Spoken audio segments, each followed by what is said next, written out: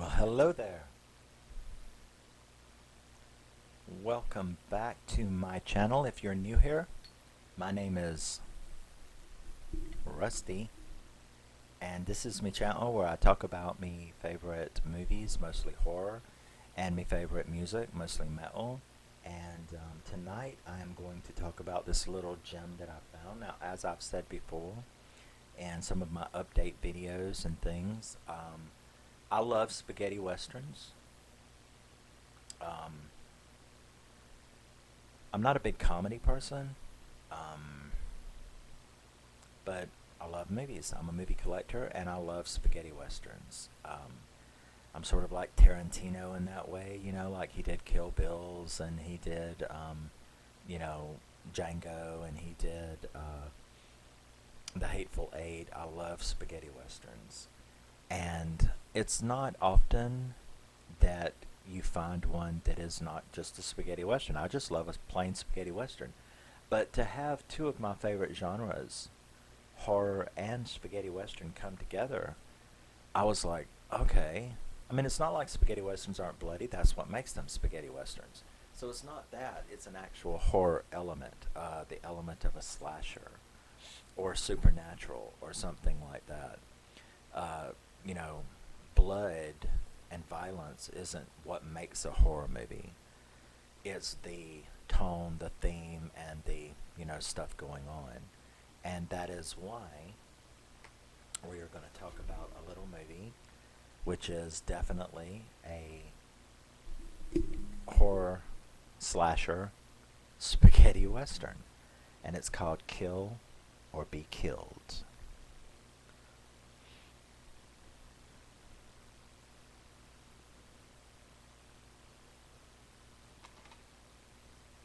Okay. Twisted and Dark Outlaw Tale. Now, Kill or Be Killed was released in 2015. It's directed by Duane Graves and Justin Meeks. It was written by Duane Graves and Justin Meeks, and it stars Justin Meeks and Paul McCarthy-Boyington and Gregory Kelly and some other cool people. I fucking love this movie. I gave it, what, like a 8? Yeah, I gave it a 8 out of 10. And probably upon further watchings, I've seen it twice now. Probably, I don't know, I might even like raise it. Because I was just very excited to have two of my favorite genres together in a movie. And I also didn't expect it either. It was unexpected. I didn't know that this is what it was going to be. I knew that it was a horror themed spaghetti western, but I didn't know that exactly how that would work, you know? And I hope to see more of these if they're done like this. This is, of course, a indie movie. It's not a major studio or anything like that. It was written by these two guys, one of whom stars as the main protagonist. Um, so let's get down to this little story, yeah? So it starts out with a cowboy in a hole. He's in a hole. You don't really understand, at the beginning, and you hear him hollering to other people. It's like, hey, are you ready? It's like, buckle down. It's going to be a long night. So you're like, what's going on? And the daylight comes, and it's a railway chain gang, prisoners being guarded by several deputies. And all of a sudden, these three guys jump up out of the hole. So they were in a hole waiting for this to occur, obviously. Now, what they wanted to do was to break one of their gang members free. Okay? So, um, Jack, yeah. Now, the movie is set in 1800, or 1900, I'm sorry. The movie is set in 1900. And like I said, they're on a chain gang. These three guys, the cowboys, they jump up out the hole. They immediately shoot a couple of the deputies. they hold the sheriff sort of hostage, and they're there to free Jack, um, one of their gang members. So they get him free, and we come to discover that he was part of a gang, and they had committed a robbery, and he was the one that had the gold, you know. So he had these bags and bags of gold that they had, did a train robbery. And he had gotten caught and was in jail. And so only he knew where this stuff was. So that's why they were there to break him out. Plus, as a matter of fact, not in a relationship way, but like in a brotherly way, our main protagonist and Jack are like best friends from childhood. They love each other very much. So it wasn't just for that reason, but that was the main reason, especially for the other gang members. So we have Jack getting broken free. We have Block, who is like, I don't know, it's like Dolph Lundgren type person. And we have Sweet Tooth Barbie. That's our main protagonist, is Sweet Tooth. And Tom. So we have Tom, Sweet Tooth, Jack, and Block. And that's what he is too, is a big block double cheeseburger dude. But so they are kind of pissed off when they find out that where he left the gold is like 500 miles from where they are. Now remember, this is 1900, so it's not like you can hop on the nearest airplane. And plus, they're all wanted men. They're a well-known train robbing gang. So there's that too. They've got to go 500 miles, and he's the one that's got the map. So, as they're like, well, what can you do? We've got to go, right? We've got to go get it. So they start out on their trek to Galveston, Texas, on the coast, where he has said that that's where he has hidden the gold. So as they're going, they run across a caravan wagon, and there's a guy and this teenage boy, and his name is Willie. So they run across them. They're really kind of fascinated by Willie. He has a puppet, a hand puppet, a dummy, like a ventriloquist thing. And he entertains them and all, and he drops the dummy, and the guy starts beating the hell out of him, the guy that's with him. And I guess he had rescued him from a traveling carnival, and was obviously abusing him. So Sweet Tooth, he ends up having a fight with the guy for beating Willie, and ends up killing him in a very bloody fashion. And Willie joins their gang. So now we have Tom, Block, Sweet Tooth, Jack, and Willie. So Willie has joined their gang. Now, because this trip is so long, they need what? They need food, they need supplies, they need to be able to stay somewhere. So they decide that they are going to rob this town, because the other member of their gang shows up, and it's this black voodoo guy. He's like into voodoo, and his name is Goody. So that night at the camp where they were supposed to meet, he shows up, and we're introduced to him. So now we're up to what? Block, Tom, Goody, Sweet Tooth, Jack, and Willie. So we got 6 people.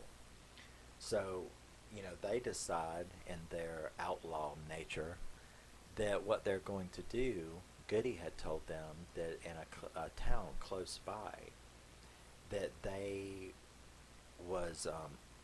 that there were some missionaries who had a lot of money that were coming through, and that they could hit it. So they're going to go to this town called Junction, and they are going to rob the church, which is very outlawish of them. um, Willie says, that he can help, that he can be the distraction with his little puppet show while they go in there and rob it. And they actually do, and they get away with it up until the last, minute. And that is, he was using firecrackers to hide the sound of the gunfire that was going on down the street when they were robbing them. And once the gunfire was gone, the idiot in the gang did one last shot on one of the preachers, which alerted the sheriff and all who were watching the show. And so you have this big shootout in Junction. Now, as you can tell, this is just being a normal spaghetti western, right? So, stay with me. So, they escape, and of course the cops are like, oh my gosh, they killed, preachers. They stole all of this money. So they start, especially two of them, especially the sheriff and his buddy. They are the two main ones that decide. But of course they're also getting bounty hunters and stuff like to go after them, this gang. So they, that night, they end up in this weird place. Now, I don't know if you've ever heard the really true life story, but there's this true life story of this murderous family back in the Western days that sort of like what we today would call an Airbnb, and when visitors, and if the visitors met the criteria, they would just dispatch the visitors. They would kill the visitors to rob them that stayed at their little B&B. So they end up in one of those places. They stop, and before they get there, you get to see the owner of this B&B, or today's equivalent of a B&B. You get to see him, and obviously, some guy that was staying there had been drugged by the food, and he kind of knew he had been drugged, and so he starts some trouble, and the guy kills him, and the wife is like, I wish you would quit doing this. This is no way to live and raise our kids. He beats the absolute hell out of her, along with saying some pretty disgusting stuff that I will not say. And he takes her out there and throws her down into the basement with his two sons. His son's down there. And he throws like, here's your mom, and the boy is like screams at him, so he's obviously like a real scumbag. And our gang shows up looking for a place to stay and some medical help because Jack had been shot in the foot, which was kind of funny. So they stay there. They get, the guy fixes them a nice meal, and the wife isn't there. She's locked in the basement with the kids, but the guy fixes them a meal. He obviously drugs them all, but Sweet Tooth, he isn't very hungry, and he doesn't really eat very much of it, so he only gets a little woozy, whereas everybody else passes out. And when Sweet Tooth goes to bed, he hears the guy moving around in the middle of the night, and he actually is conscious enough to look, and he sees the man praying in front of a mirror, sort of like, thank you for bringing me these people, and please accept their souls into heaven and stuff like that. And he walks over to Jack, and he cuts his finger off with like big clamp scissors things, and he don't even make a sound. But Sweet Tooth obviously does, though, because he's like, the jig is up, yeah. And so he starts, what the hell are you doing? And so big gunfight goes on.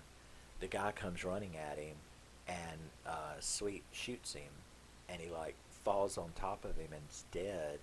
But Sweet is still messed up and passes out, right? They all wake up the next morning to Jack screaming because his fucking finger is gone. So his finger is gone.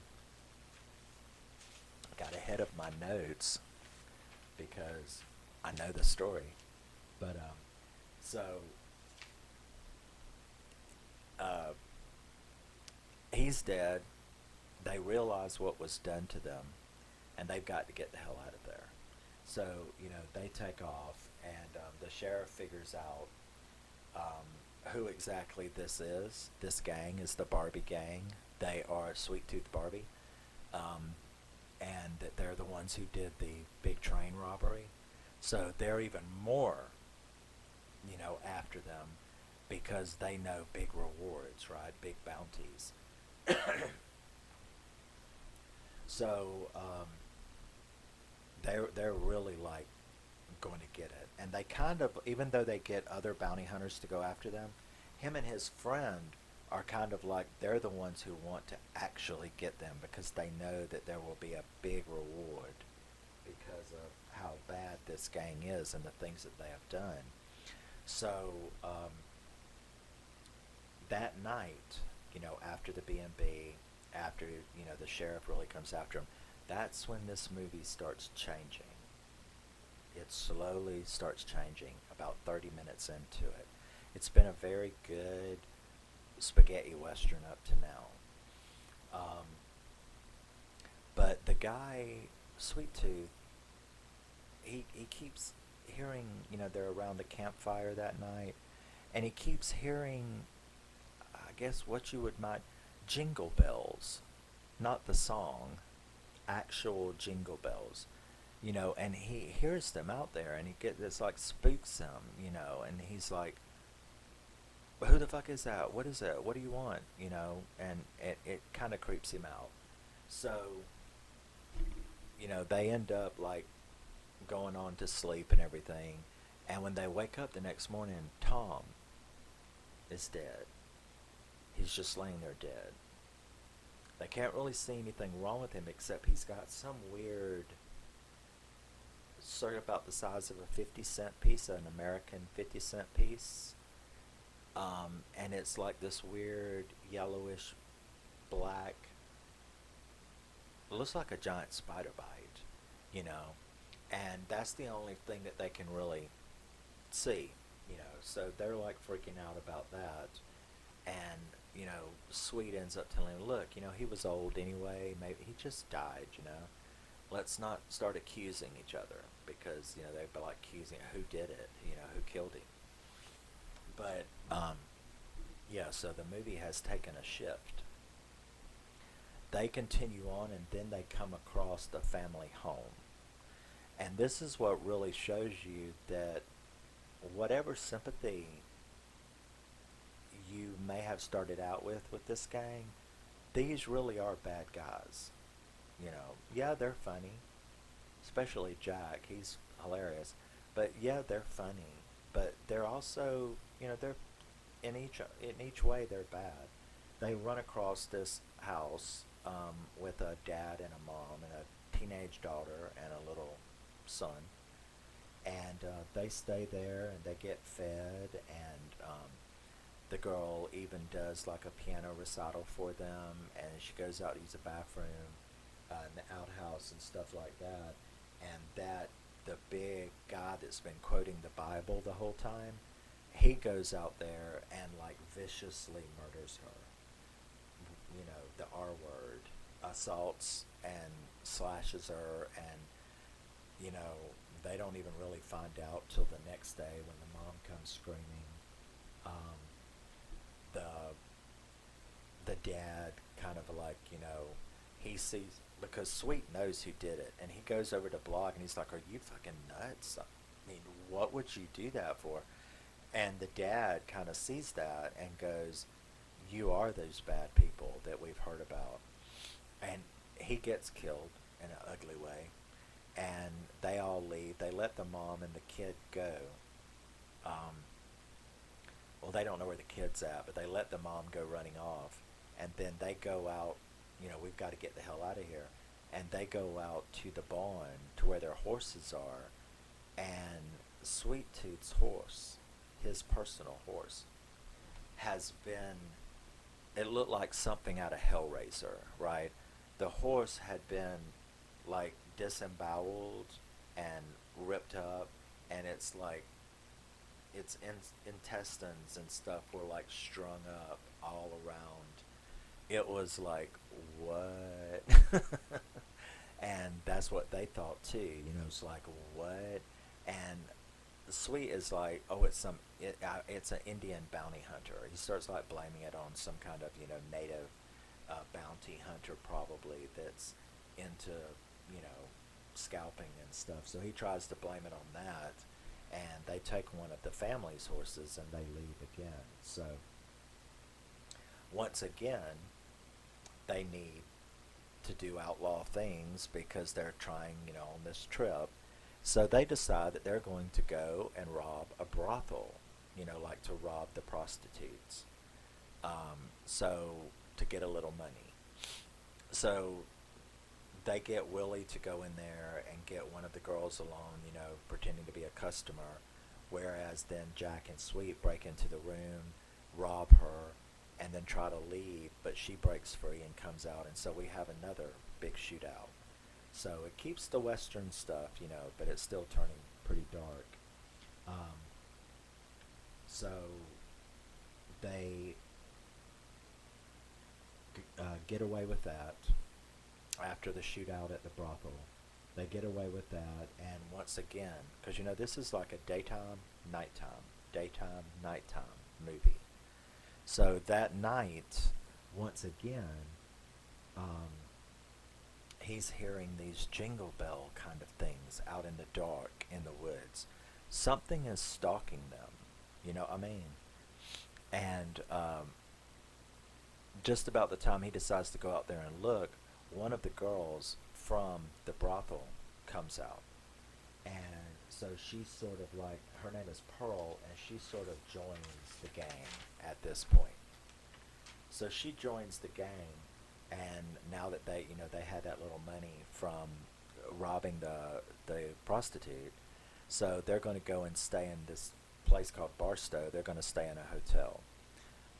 So they go and do that, and Sweet and that woman get in one room, and Jack and the other gang members are in the other, only to realize, to find out, that that the sheriff and his little buddy, they have a room right down the hall. So these law enforcement officers that are looking for this gang are staying in the same motel with them, right there, like 3 doors down. So they have to kind of stay chilled. And that night, of course, Barbie and Sweet Tooth and that girl Pearl, they are like uh, well, having a one night stand kind of thing, and he tells her too much. And when they wake up the next morning, you know, she's gone. Not only is she gone, but she took the map, and she's gone. So they got played by her. Pearl has run off, and then we get to see the bald-headed guy from The Hills Have Eyes, the original Hills Have Eyes. He's in this movie in a cameo playing the doctor. So they have to go get a doctor because Jack's foot, from where he had gotten shot back in Junction with the mission, it's become infected, and like they can't go further. So you get to see the bald-headed guy. You know who I'm talking about, the creepy-looking guy with the bald head from Hills Have Eyes. Um, Let me do him justice.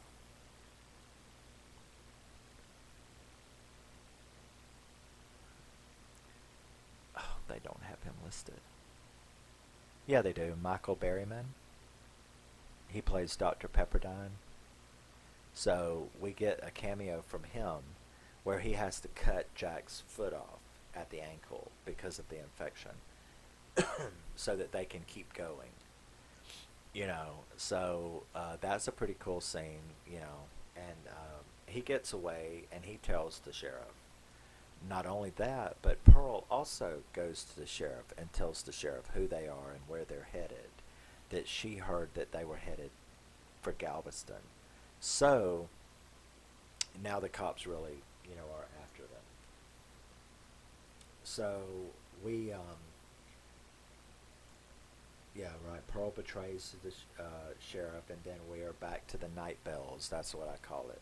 Now it's nighttime. They're dealing with it again, and he's like really starting to freak out about these jingle bells that he keeps, these haunting jingle bells that he keeps hearing in the woods at night.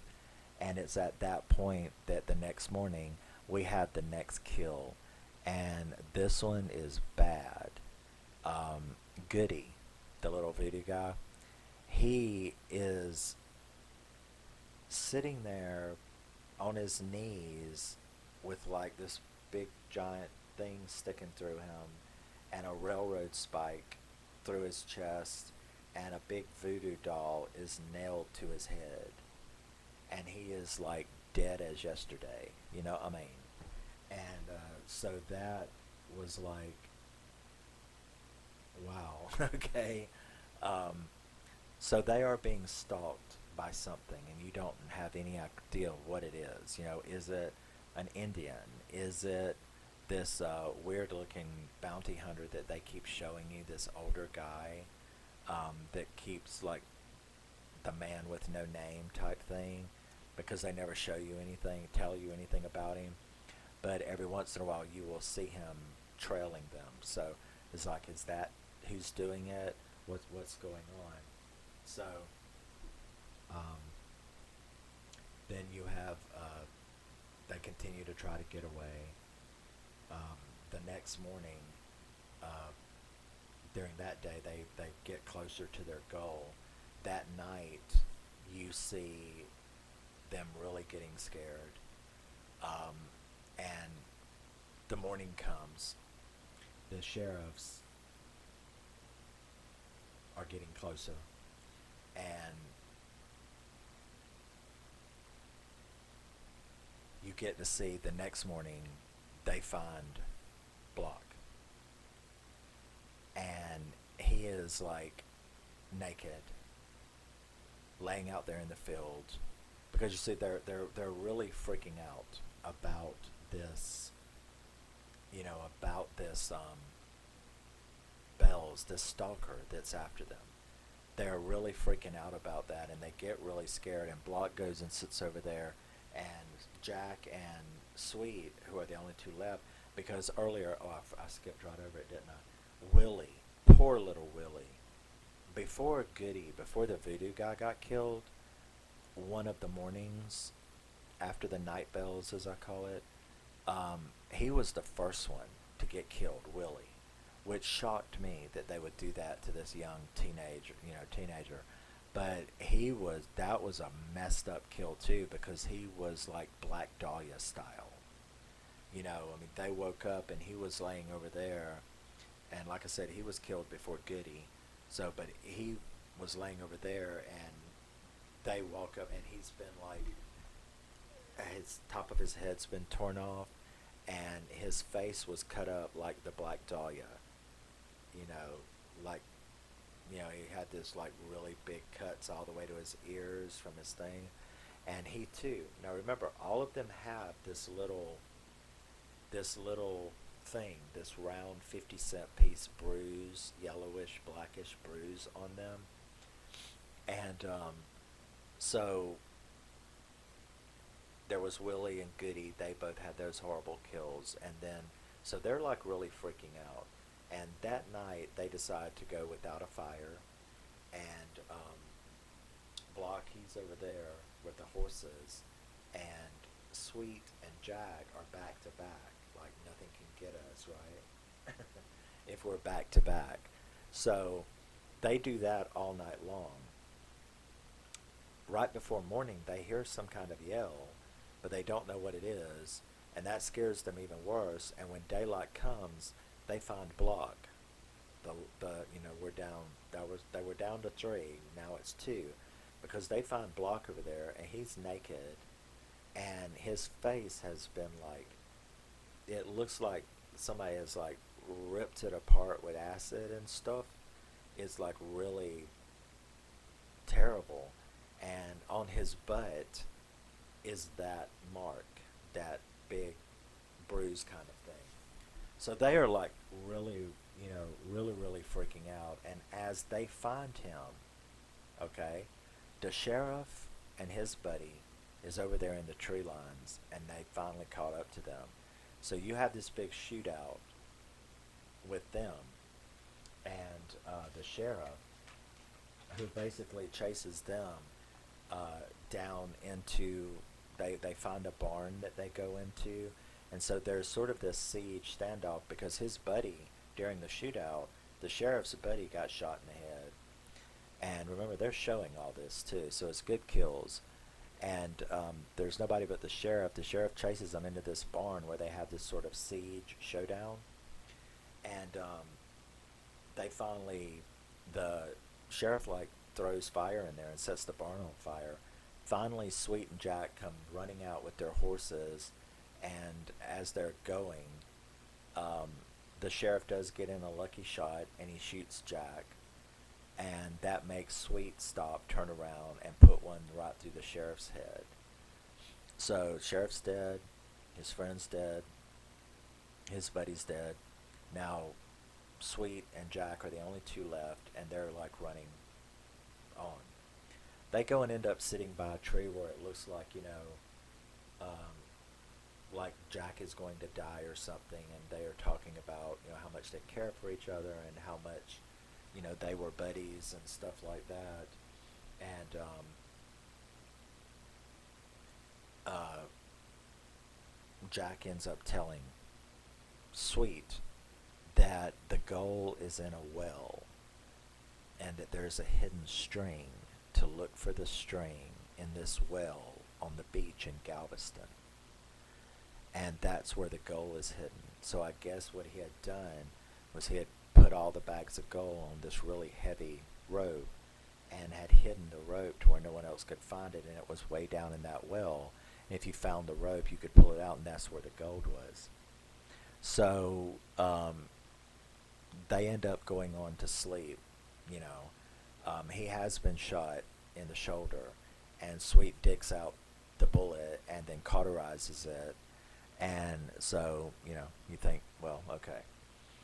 So that night, we have the night bells again, and when morning comes, Jack is having, because Sweet keeps having these really cool dreams about this really wicked devil-looking thing with like fiery eyes and stuff that is stalking them.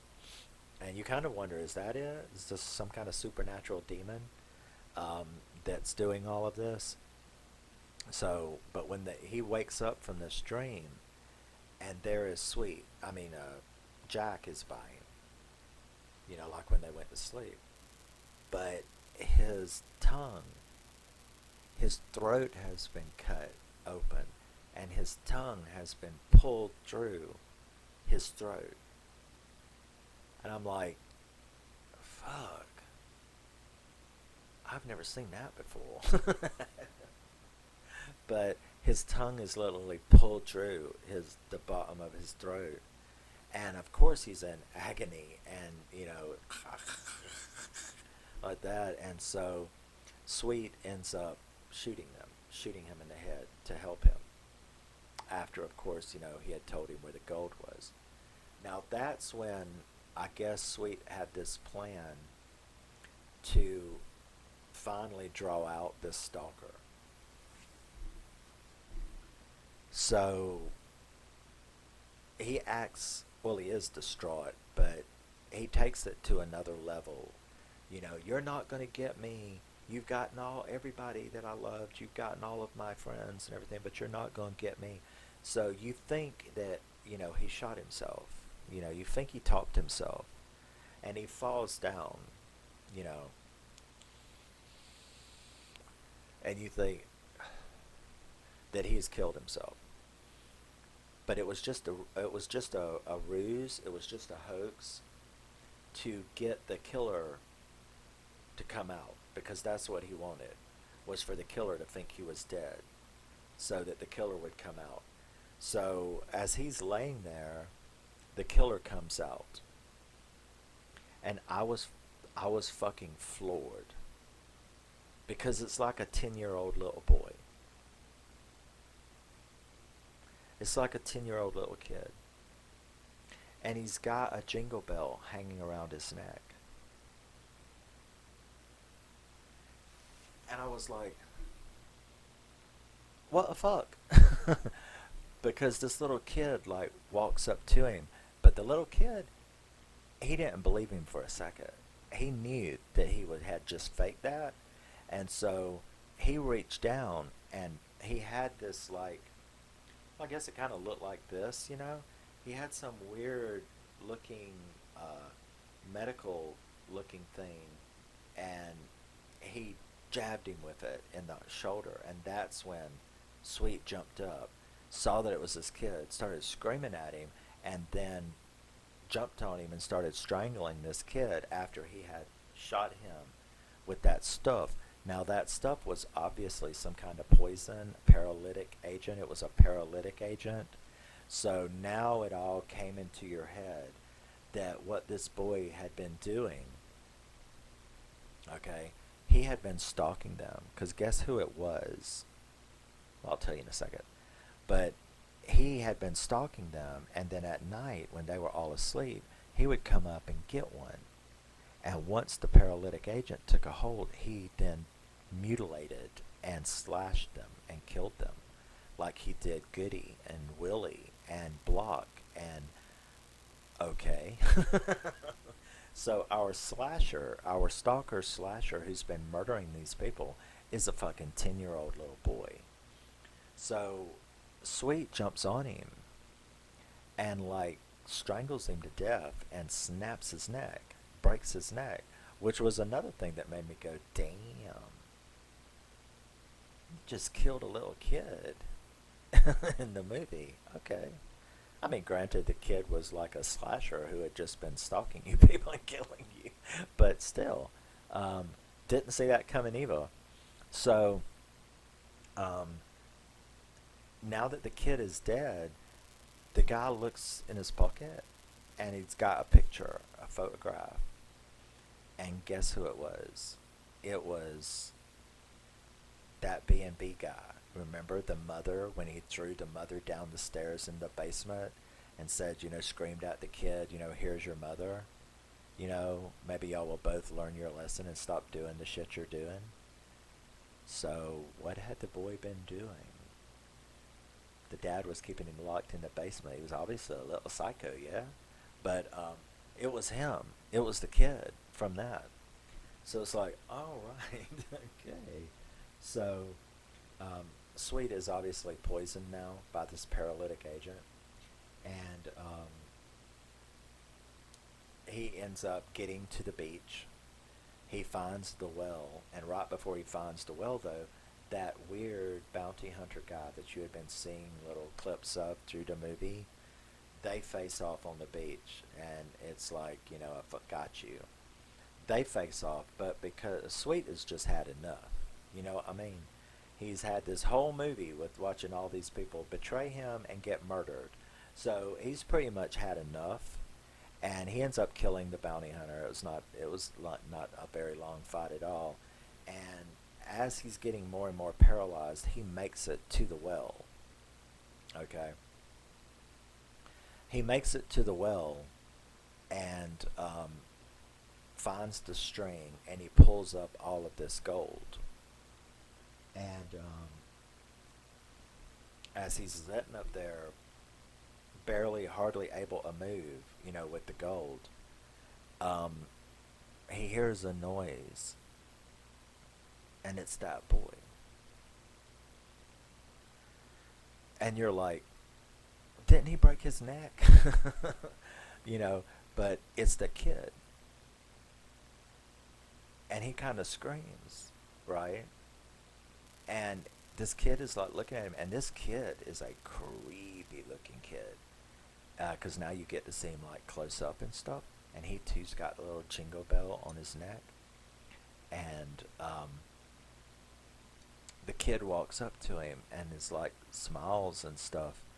And then he slowly, you know, pushes the gold back off.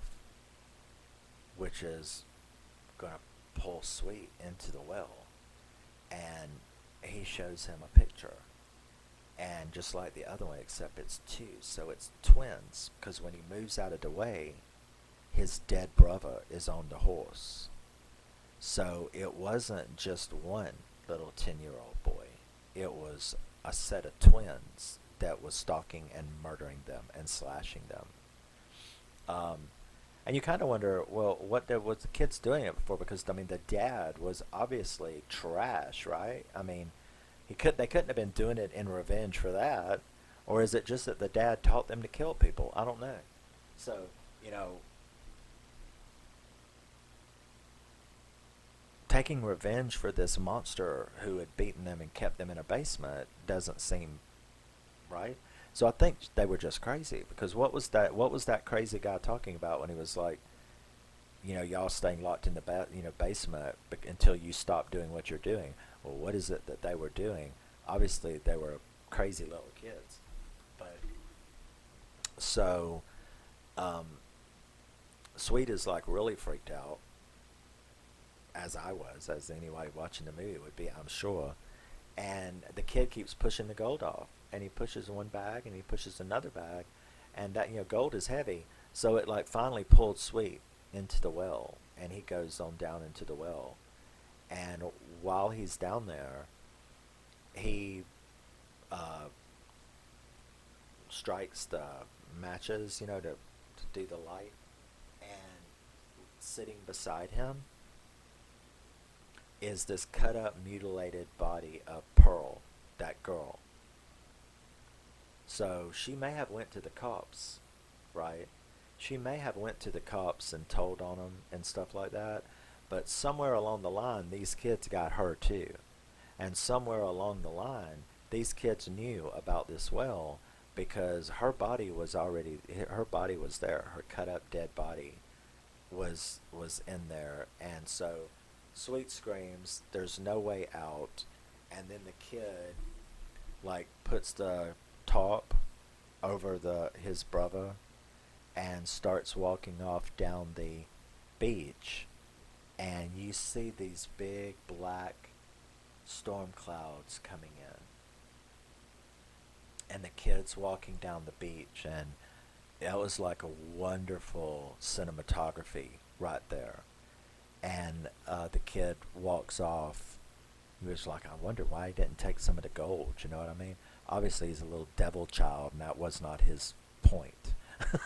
So it's like he's walking into the storm, and then the movie ends, and the credits start to roll, and as the credits are rolling, they start showing you all of these newspaper articles of this devil storm tidal wave thing that destroys Galveston, talking about tens of thousands of people are dead, and they're showing you all of these newspaper headlines, death toll rises, entire city destroyed. That was that storm that the boy was walking into. So I don't know, I mean, was the kid like a witch? Was this kid like into Santeria or something? I mean, or was the kid just like part of this evil storm? I don't know. All I know is that I was extremely satisfied. That was a really good movie, and the twist, the turns. I mean, it's like got a 4 point something on International Movie Database, but then again, so does most other horror movies. We can talk that to death, right? Horror movies are hated on Letterboxd. They're hated on International Movie Database, but this fucking movie was fantastic. I'd never seen a spaghetti western that stayed true to spaghetti western tropes, mixed with slasher, supernatural slasher, that stayed true to slasher tropes. The kills were what the fuck. And when at the end, when you sort of realize that what these kids were using, because like I said, you didn't know that until the end. You didn't know what that mark was until the end. So you were able then to go back to these horrific scenes that you had already seen. I mean, it was bad enough. I mean, I literally balked, right, when I saw Willie. When they woke up and they walked over to Willie and he was cut up like the Black Dahlia, I was like, what the fuck? Yeah, a lot of people say, well, yeah, but the kills are off screen, right? And I'm like, well, those particular kills are off screen. There's plenty of on screen kills, but those particular kills are off screen. But I think that made that more powerful because you seen the aftermath, and when you found out at the end what had been what was going on, that it was these two little kids that were doing it, and that they were using a paralytic agent that didn't kill you. It just paralyzed you so that they could do all this to you while you were conscious. Yeah. So you were then able to look back on those kills and go, well, not only was that Willie kill gross, but he was fucking alive when they carved him up like that. And what the hell they do to Block's face, right? And Goody, that railroad spike, and nailing the voodoo doll to his head, and the look on his face was not happy. Um,